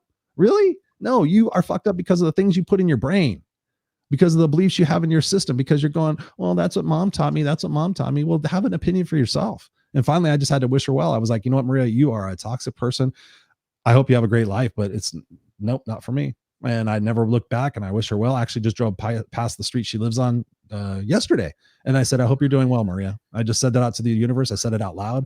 I don't know if she's alive or not. I don't think she is, but you have to be around the right people. You have to make those sacrifices. Even if it's your parents, if it's somebody you love, you have to fight for yourself. If you don't, you're going to regret it. You're going to wind up one day miserable as fuck, and you're going to have these regrets, and you're going to be like, wow, I didn't live my life. And I think one of the tragedies in life is to get to be older and just really realize the person you could have been and the dreams you could have gone after. Because Jesus, you're sitting here today, and I commend you, man. I commend you big time. You're sitting here, you're in your kitchen, you got your shit going on. You have a fabulous outlook on life. 12 years from now, you could look back on this and go, you could be on ABC with a daytime talk show talking about kids, and you're going to say, holy shit, I started that during COVID. I started doing that back then. And 12 years from now, you're going to be like, holy crap, look at the stuff I'm doing. But you're not going to get there unless you're around the right people, and you're around the right people. So big kudos to you, dude. And thank you for all you're doing and sharing that stuff, because we need more people like you in the world. Thank you. And it was hard for me, man, because like you said, you gotta surround yourself with people that believe in your mission, believe in everything that you're doing, and to lose friends and lose people that you carry when you were little, you went to school, but they didn't have the same mission. They still went out and party and drink and all that. I'm not saying it's nothing wrong with that. I still go to a bar, but not like I used to before. I get drunk and Yeah. drive drunk. None of that. Everything changed. So that's when you see, like, should I keep on going that road? Like you said, am I gonna die in an accident, or should I just go this road and change the people who I hang around and the people that they're making it, how they're making it, why they're making it, why am I living like this and they're not living like that? And you start asking questions. That when you're like, no, I gotta go right. I gotta meet these people. I gotta find out what are they doing. Let me ask the questions. Let me go out and take them to lunch. That's what I do here in Houston. I meet people that they're wealthy, they're making 6 7 figures, and I read and learn about them, and then I reach them, and then I ask them, hey, do we go to brunch or dinner if you have time, because I know you're very busy, and they take up to it, man. They Wow, that's take me to cool. dinner. And I'm telling you, the last, I mean, when this COVID happened, I know there's a guy that does digital marketing, but he's doing really well. And he took the offer, and we went out to dinner, and he set me down, and he paid for everything. We went to a restaurant that I have never been, the food that I don't even like, that I say I didn't like because I never tried, and I love the food now. It was like gypsy food. I forgot what it was. It was a mix. The food was great. We were about to eat, and he's like, "Oh well, Jesus." He's like, "So, I seen you. I study you." He's like, "Well, what's the questions you got for me?" I mean, this. He told me this right now, one on one. I would charge $10,000 $20,000 for my time, and I was like, "Damn," because they're like higher people. They're making 7 figures, so Yeah. you're getting their time. So I'm like, but for you, I mean, we're here. I want to know how I can help you, what I can reach to you, and put you, on a position that maybe not now, but later you will realize that this is gonna help you. Man, I was there with my paper and everything, and started asking questions, and it didn't help at that time, but it's helping now at this time. All the stuff Mhm. that I learned from him, I was like, man, he taught me out of that. Imagine if I would have actually took action at that time when he told me that. I did took action some of the stuff that he told me, but there was more to it that I actually had to sit down and take it in and be like, like an aha moment. Like, Right. and now I take it in and I'm like, okay, but it's not too late. Even if it took what those 2 years that I sit down and ate, but now it's working, man, I'm taking it all in. And those are the best things. If people put time on you and they give you time like that and sit down with you, man, this is the time when you listen, ask questions, because this is not gonna happen again. The next time it's happened, it's like he 10, 15,000. I'm gonna help you, this is my time. And I Yep. That's the way understand I do it too. because Yep. it's I his give away time. my time a lot. He's very busy. And from there on out, I was like, I talked to a couple of owners, restaurant owners, and the same thing.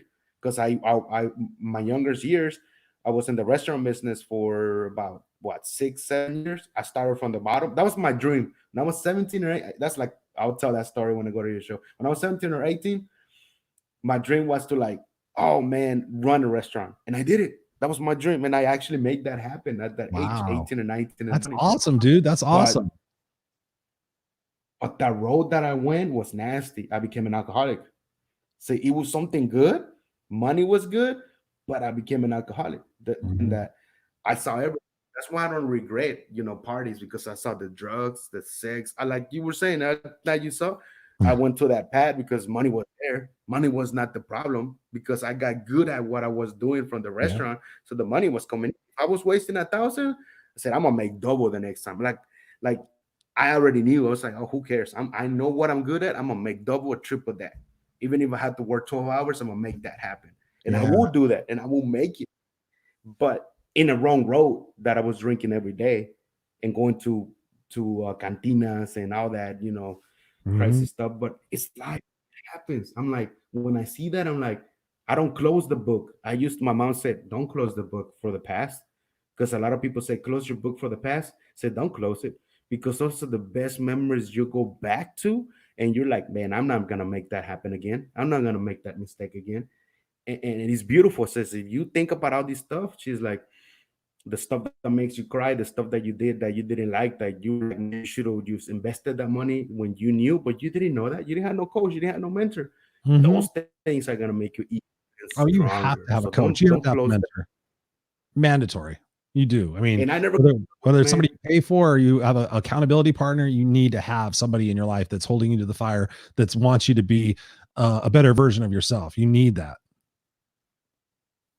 Oh yeah, since then I've been having coaches, mentors here in Houston. The last coach that I had is he's an Asian guy, very smart businessman and everything. I told him my story. We sit down in his office and he's like, I want to coach you. He said, I ain't even gonna charge you nothing because I heard your story and I know that you're gonna make it happen. He said, you know when I'm sitting right here, I want to see you sitting right, not me. I want to see you sitting here. I want to see you here being humble. That's how I created the hashtag humble power. Said when he told me I want to see you here humble because I Yep. heard your story. He's like, "And you a humble guy," and I said, "Man, humble power." Said I gotta create the I hashtag humble love power that. all the That way. is Be cool. humble, even if I'm whatever chair I'm sitting, it don't matter where you at, even if it's broken or not, you still gotta be the same guy or the same girl, no matter Mm-hmm. what. No matter if you have 10 million in the bank account or you had zero, you still gotta be the same person. God don't give you have money. God didn't create you here. He created you to have the best life you can, but He didn't create you to be changing from negative, to negative. No, He wants you to be positive all the time. Right. Yeah. No, it's true. It's true. I mean, it's just about putting one foot in front of the other and just figuring out what you're about and just enjoying the moments. I mean, that's all we can do is just be in the moments and just think. I'm constantly looking at things in terms of what's a needle mover, right? If I move the needle today, have I served somebody, have I helped somebody, have I contributed to somebody's life that in such a way that they go, wow, thanks, Chris. Whether it's doing a Facebook Live here or whether it's doing, a private coaching call or talking to somebody on Messenger, whatever it is, you have to have a needle mover. Like, okay, did I gain another client? Did I do prospecting today? Did I do my workout today? Did I not eat sugar today? Whatever it is, whatever the needle mover is for you, that's going to get you to that goal every day. Just be focusing on, like, okay, I always create lists. So my first three things are needle movers. There are things that I have to get done because if I get them done, then they're going to progress everything else. So if I go on and I do an interview or if I do a Facebook Live, I'm going to meet new people, and perhaps that new person down the road or now is going to be a coaching client, or they're going to give me a speaking gig, or we're going to do a JV or something like that. That's how I met Scott Goyette.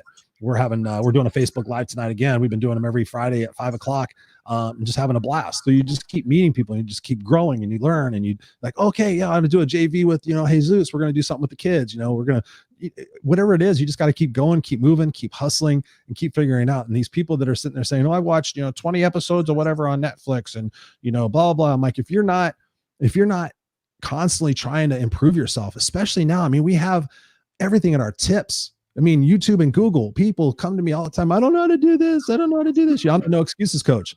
I'm like, dude, all you got to do is fucking Google it. Just Google it and then read it. If you don't know how to use Adobe Photoshop, go on YouTube and go Adobe Photoshop tutorial.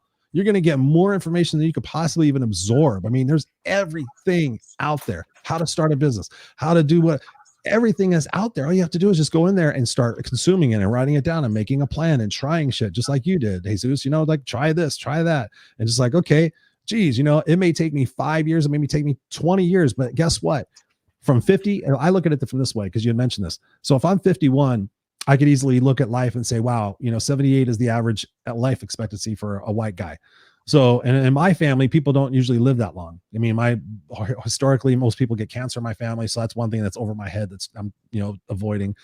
But it's just, you could get down, but the next 20 years, I could get to be 70 and be like, holy crap, I'm Tony Robbins, and I don't aspire necessarily to be Tony Robbins. I aspire to have that impact and to be able to feed as many homeless people as he does.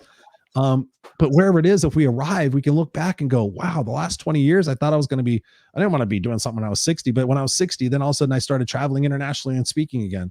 And maybe by 65, I opened up a foundation, a nonprofit organization to feed homeless kids. And maybe by 68, and then all of a sudden I'm 70 years old going, I still got another 8 years to enjoy it. It's a crazy, just, people get caught up in so much stuff. It's like, don't let your past predict your future. everything is right in the moment. Everything is in front of you. I mean, I could tell people that I used to have to go to the library to check out Les Brown cassette tapes to keep myself going back in the day when I had zero money. You know, I didn't have YouTube. I didn't have Audible. I didn't have shit like that. I couldn't afford a book. I didn't have Barnes and Noble. I had to go to a library, get a library card, go downstairs to the musty area and look at all the Zig Ziglar cassettes and Brian Tracy cassettes and check them out. My friends would be like, "What are you doing?" I'm like, "I don't know. Somebody gave me some Tony Robbins cassettes and I liked them. And now I'm just going to keep listening to these people and keep learning about it." And that's how I got out of my crap. Was I constantly, I'm constantly reading books. I mean, I'm constantly reading and learning. That's awesome. Me too. I got all the books right there, books that people give me and sign them and stuff. And I'm like, man, I'm definitely gonna read them. I'm definitely gonna push them so people can read them. And yesterday, because my car has been messing up, and where I fixed my car, even the owner that told me I'm not gonna charge you anymore because your car is good. It's just something that we're gonna try to figure out. So I went and they told me to leave my car. So I don't have a car right now. My car's at the shop, but they're gonna fix it without, how good is that I'm gonna actually put them more business, because he told me your car is good. I already charged you what I charge you. I don't want to charge you no more. There's something in your car that I'm gonna figure it out and I'm gonna make sure that it's fixed. So I mean, how is that? The adaptation that somebody's gonna tell you that I could have gone to somebody else and they would still keep on charging me, knowing that it could have been something small that they're gonna do it. $2 part. Since I've been knowing him since a couple of years. So he knows me. He's like, no, I'm gonna figure out what it is, but I'm not gonna charge you anymore. So I was like, man, God bless, to that. So all those little right now is like the things that change. Just when you said about Netflix, when I was sitting here, I was like watching Netflix too last time, and yesterday, and I was like, you know what? Create your own Netflix, man. Create something that you can do subscription. And that was a big idea that I have written down in my paper with a big star. I said, you know what? I want to create my own Netflix. Why not? Why not create my own Netflix with all this content? Not only my content, but your content, Ken Wall's content. So when somebody be like, all right, I'm going to go watch Netflix. I want to learn how to get my LLC. Boom. I'm going to go and find out blah, blah, blah. Oh, there's this 15-minute video, how to create LLC, how much it costs. Oh, I want to learn how to motivate people or coach. No excuses. Boom. Let me go find Christopher. Boom. Let me watch the series. Boom, boom, boom, boom, boom. And I have all that written down. I was like, why not create that, dude? I was like, this is the time where you use your mind. And I mean, Netflix, when they were sitting down, they didn't even know about this. They just thought about it. Why don't we have digital things for the people to see at home? Yep. That's how Blockbuster shut down, because Netflix. They weren't on the edge of the curve. They're like, oh, people are just going to come get DVDs. You adapt to it. I mean, all that DVD, all that stuff is going to get, sooner or later, it's going to be out. Everything is going to be digital downloads through here and sending it through your computer. Even the phones, man. I even see that past the phones. There's something going to be greater than the phones later on too. Maybe not right now, but in a couple of years. Yeah, it'll probably be some chip in our brain and just press our temple and go, call Jesus. And all of a sudden it's going to be connected to our ear and we'll just be like, hey, Jesus, what's going on? All right, hang up, clank. Yeah. Who knows? I'm not going to worry about that. I mean, we don't want nothing in our, because then they control you. That's a whole nother subject. That's a whole nother subject. Yeah. But I mean, it's just amazing, the push that we're serving right now, the talk we're talking about, the people on the 50s, people. I'm 34. So when you were saying the cassettes, I lived that age, man. I had my little cassette player. I loved it with my big headphones, and I had my music that I like. And when you said that, it went back to the time when I was happy when my mom gave me that cassette player. I was like, yeah. I never had this. This is cool. Now I have it, And then the CD players came out. Oh, I want that. And that was a hard struggle because my mom's like, I can afford that. I cannot buy you that. I said, man, I want those CD players. And I bought it on myself. I still remember when I bought the CD myself, the CD player, and I bought the cheap one. So when you listen to the CD, it was like, and it scratches. Bummer. Like, you had to buy you had to buy the next one, the one that had that motion that you listen to it, but it was more expensive. And I was like, I can't afford that, but hey, at least I have it. And then you have the money, and then you buy the next one. But when you buy the next one, the next thing came out. Oh, this the first iPad or whatever it was. I'm like, oh man, I cannot afford that. It's Yeah. what's happening right now. It's like the movement, and then the next thing. So we're like, damn, I'm like 5 years. Hey, why not create something right now that 5, 6 years, something else is gonna be up there? But you already created your own, like you're saying, that movement, that community. Now you evolve to something big that you're like, okay, I got more time. Where can I go help? Where can I go and sit down with the students or this group of people where I can teach them that they can do the same thing that I did. They can adapt to it, or they want to invest in the company. Well, they can invest, and they're still gonna win, and we are gonna win and move and move and move and move as a humble, like a big wave, but still Yeah. being humble, and everybody's winning. And I was this is what I learned now. I said, having your team and someone in your team wants to have an idea and they're like, hey man, I want to create my own stuff. Let them go. That's fine. Everybody's human. They want to create their own thing by themselves. They learn from you. That's fine. Don't keep him. He has his own ideas. Let him go. You still have contact with him and everything, but let him go, man. Let him or her go, because they want to jump out and do their thing. It's not like when you're in a job and you want to leave and they're like, oh no, you're the best at what you do. Let me pay you $2 more. And you're like, hell no. So am I worth $16 only to you? I'm worth $16. I'm like, because they know that you're the best at what they do. So I'll give you an extra 2 weeks vacation. Come on, man. But that mentality, if of the people that are right now, they'll take it. I take the $16. I'll take the 3 weeks vacation, but you still stay on the same. And with the $16, you're like, or 20 or 30, it don't even matter if it's 50, because I see it. People that they're getting paid $50, $60, they're broke. Why? BMWs, Mercedes, a bigger house, better vacation. Ego. So where are they at? They're in the same spot. Ego. They're in the same spot since they were getting paid $10 or $15. I see it, man. And they tell me, and like, you're getting paid less. And like, yeah, but I'm humble. And why do you have that? I'm not getting a Mercedes. My car's still working, so I'm still gonna use it. Into it, I know that I'm in a position where I'm like, all right, I wanted that car and I can afford it, and I still got money in the bank and still good. I'm gonna go get it. But if I don't, why? Why would I do that? Just to impress you? No. Just to impress the family? No, that's not me. No, forget. I stay with my car. Look, they're fixing it. Still my car. I'm happy. Yeah. No charge. Yeah. The car is still gonna take me from 80. You're a smart man. Happy. You're a smart man. I like you. Definitely kick ass. You're definitely kick ass. Thank you. Welcome. Yeah, man. And I'm definitely, off the, this and stuff, we can still talk later and see what we can collaborate ourselves. But that's what I'm gonna do. The stuff that I was telling you about Netflix, I'm gonna make that shit happen. Sorry on my language, but I'm gonna make that happen. Go for it. Hell yeah. I've been thinking about it, and I'm like, I'm gonna make that happen no matter what. And I'm gonna make the foundation happen. And the kidspreneur thing, that's gonna be up to it. I already have the kids. I bought the program, the Kidspreneur Academy. So I have the program already. I can do the same thing, create a Netflix just for the kids. Me teaching, putting some of my time, 20, 30 minutes, an activity for the kids, because I want to call it an activity, because either they want to do it or not. There's activities, soccer, football. So now you want to have a different activity. There's an activity to, learn how to have your own money, learn how to have your own business. 20, 30-minute, classes here and there that I can teach you online. Especially now, they're not going to school. Especially the education is going to change. Man, it's the best spot to take it. And it's a good thing. You're teaching something good. You're serving something good to them. That out of those, whatever 1,000 or 20 students does, a percentage of them are going to come out and going to be in the next Steve Jobs. Never know. Elon Musk, whatever. Yeah. Just be who you're going to be. Elon Musk, yeah. Do whatever it is. Drive your Cybertruck. Was I doing an interview or something yesterday? And I talked about that. I talked about visionaries and who are the new leaders. It's actually, I interviewed them on Wednesday. It's for my show next Tuesday night at 7 p.m. when I premiere the Raw and Unscripted show.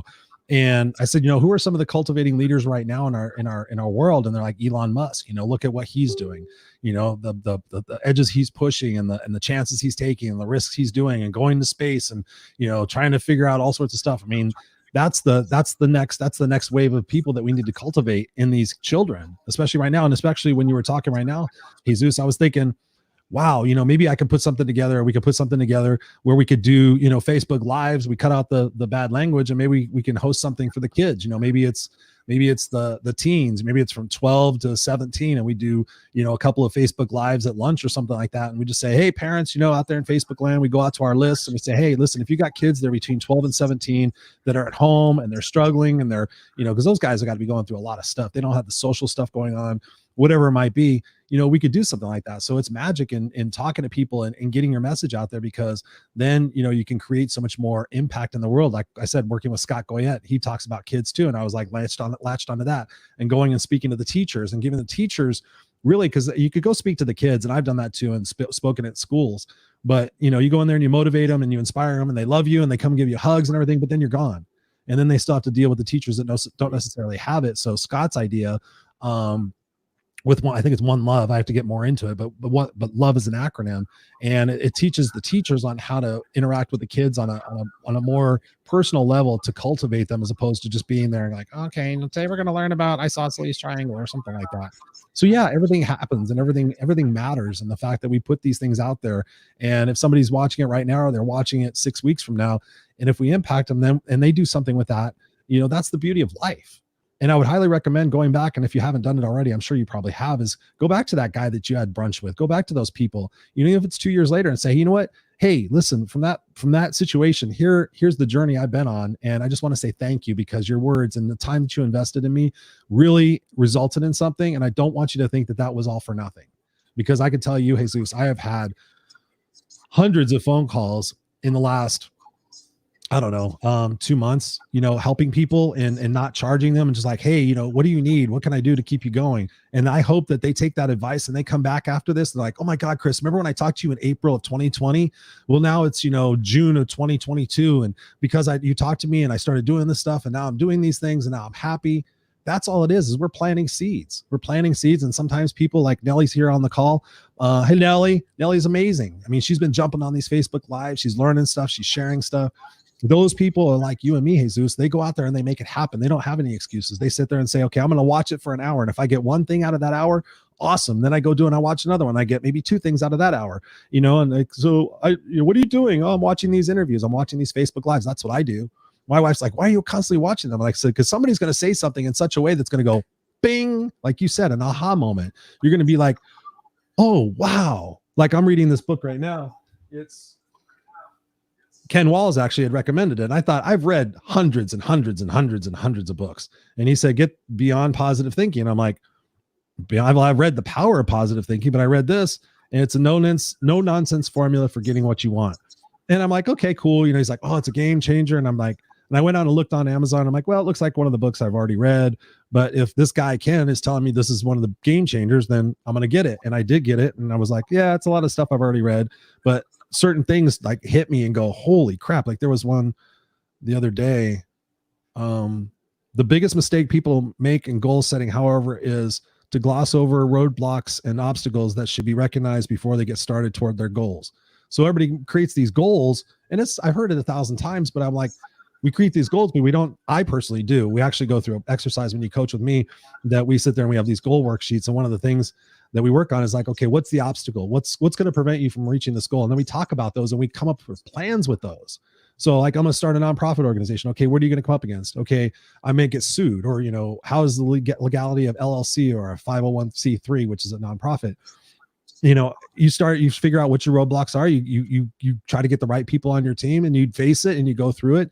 And even for the people that are struggling now and losing their businesses, don't give up. And that breaks my heart to think about all these people out there that started their businesses, their family businesses, and they're going out of business, and they're like, oh my God, what's going to happen is so devastating. This is my whole life's work. I'm not going to be able to do it again.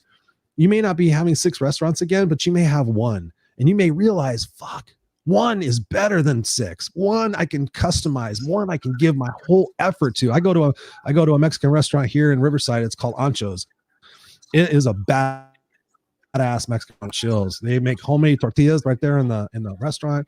And so like every Fridays we've been we go drive over there, we go do a pickup, and we're just like, hey, thanks a lot, guys, for still serving and still being there. They threw in extra tortillas.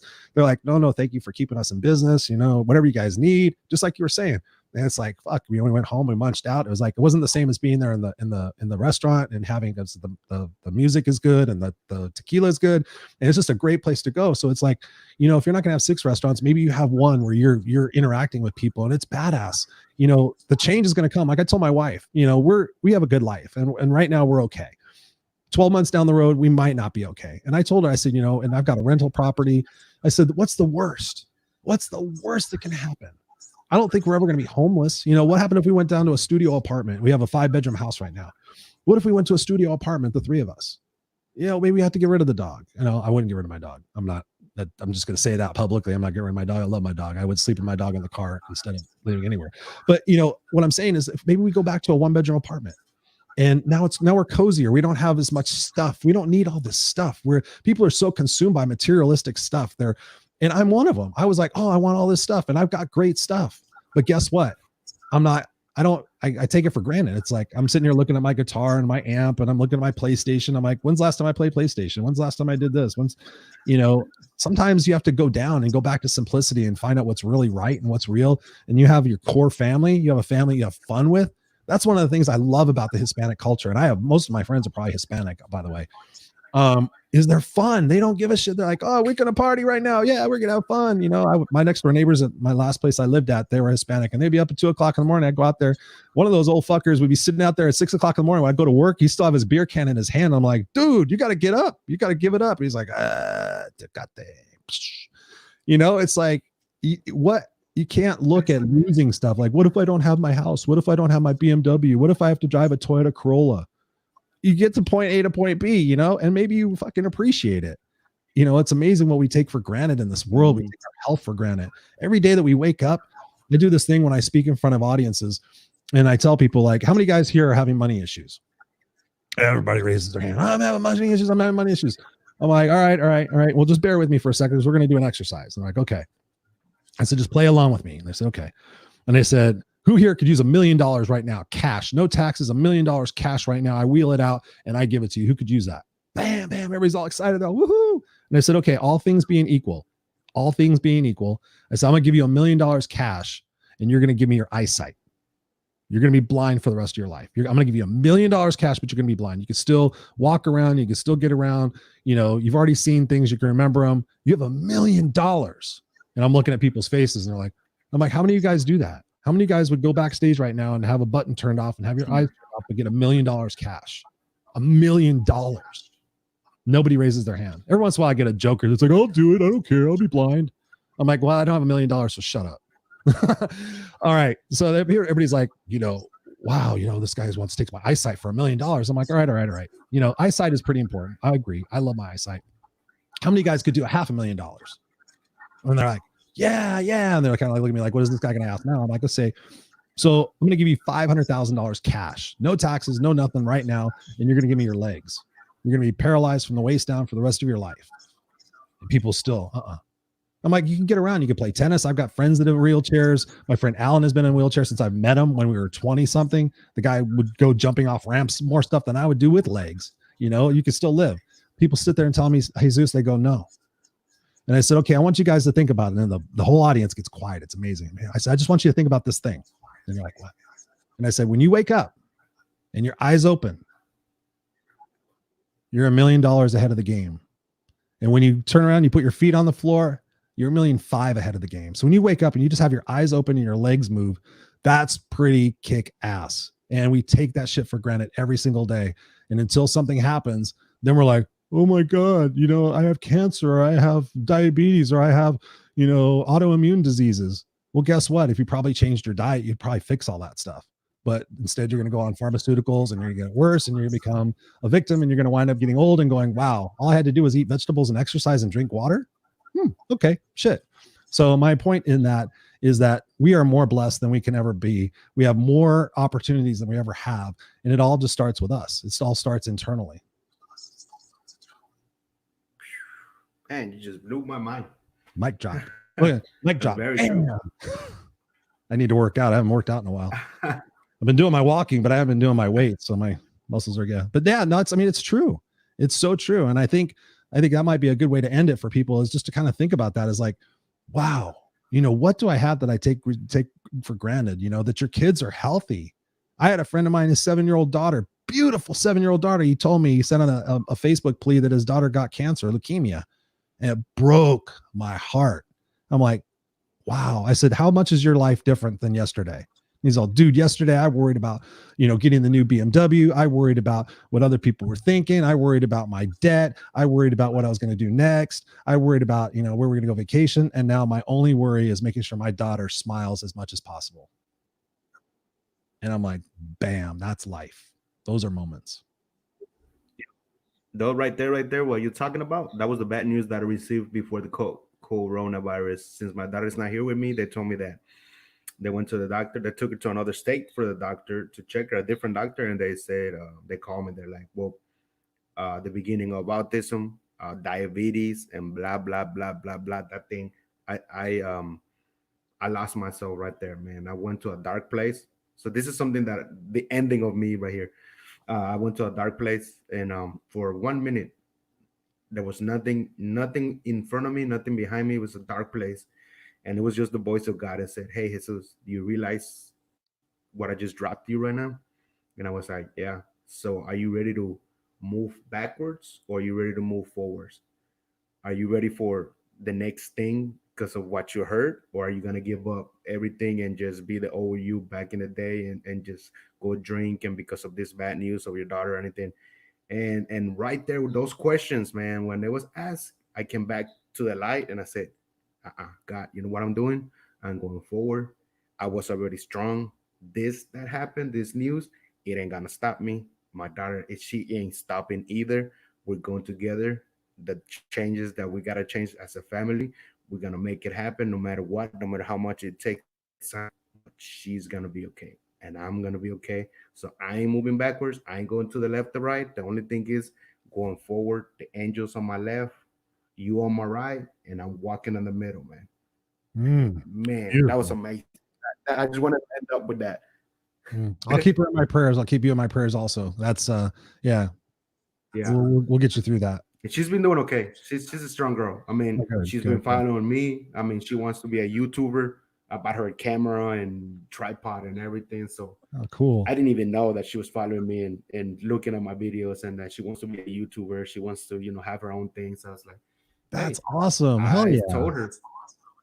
I told her, even if this phase, you really don't want to do this, I said, I'm cool with it. You want to jump in and do karate? I'm cool with it.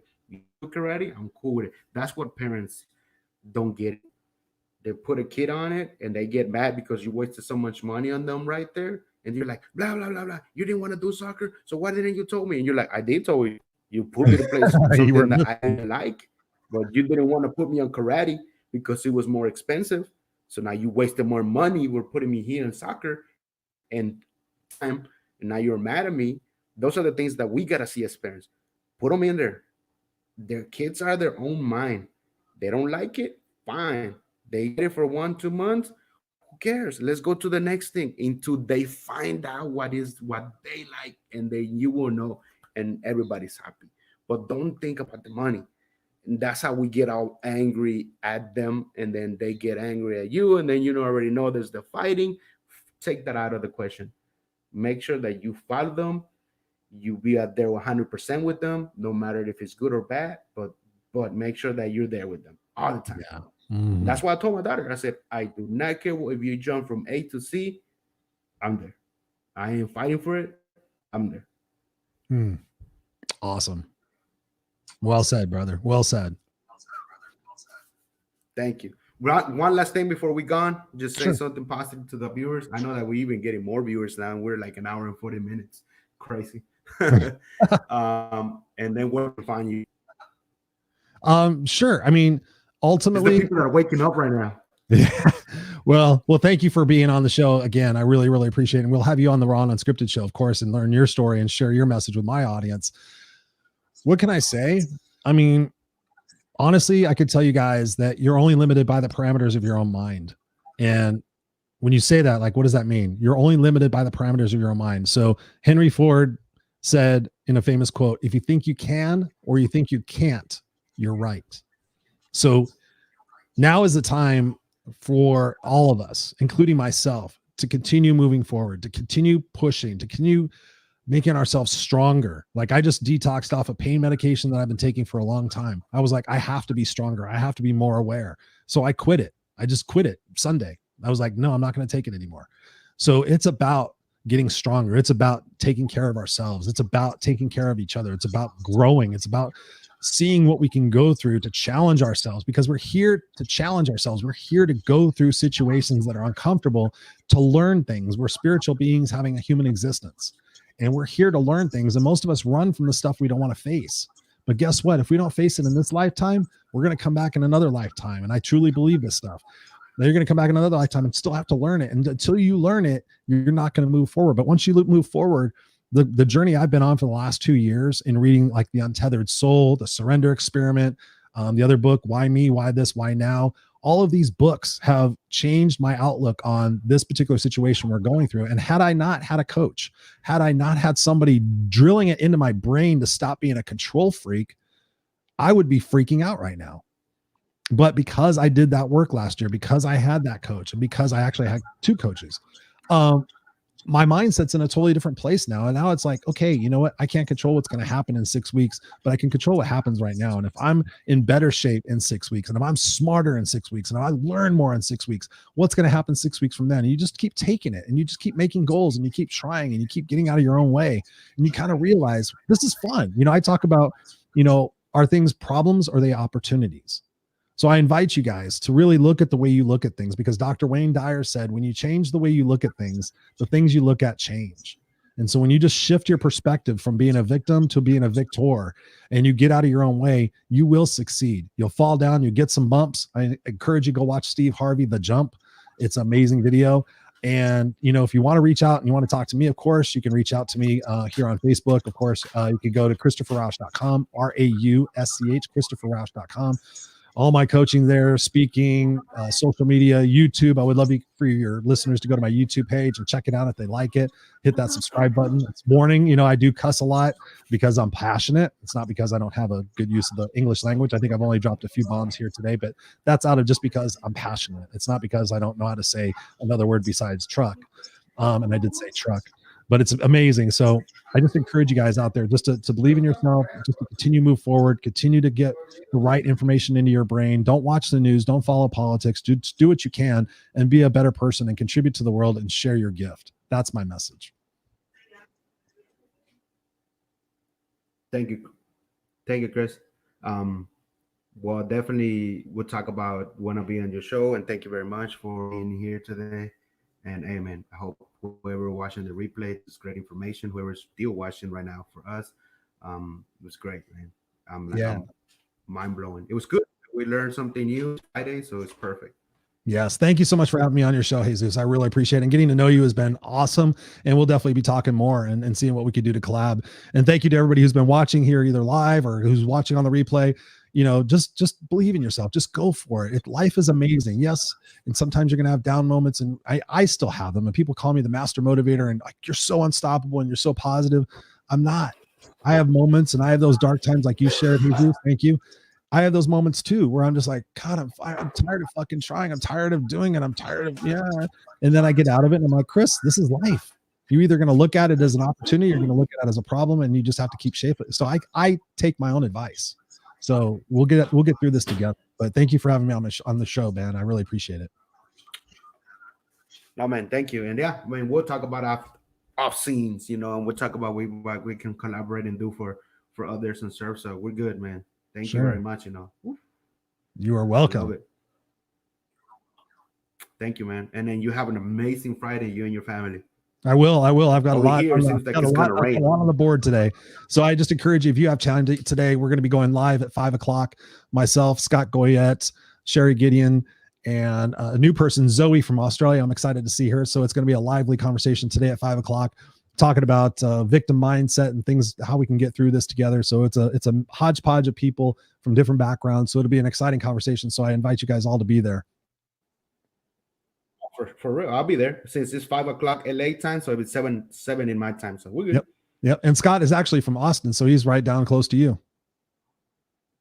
Oh, okay, cool. Yeah. So Awesome. definitely connect with him too. So it, like you were saying, all these connections, that's what I do. Like right now we finish, then get to work and everything, and then I have my phone, and then somebody's doing their show, either Ken Walls or Bob, and then I'm, like you said, I'm getting some aha moments from them, and like write them down.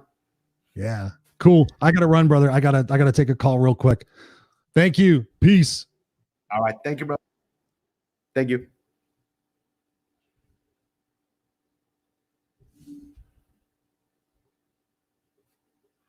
Thank you very much, guys. I'm done. We're out. This was an amazing, amazing, amazing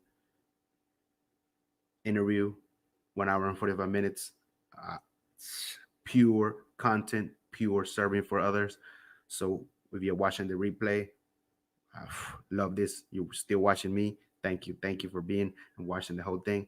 Follow Mr. Christopher is running right here on here, www.christopherrausch.com, and keep on following Yeraldy Media. Keep on following your concept media group. Subscribe, like to our pages, and I'll be bringing you in more and more guests and more serving to others. Just keep on following us. More things are coming, and remember, you're great. You're phenomenal. You're awesome. Do not give up. And if you do, who cares? You know why you gave up. I love you guys.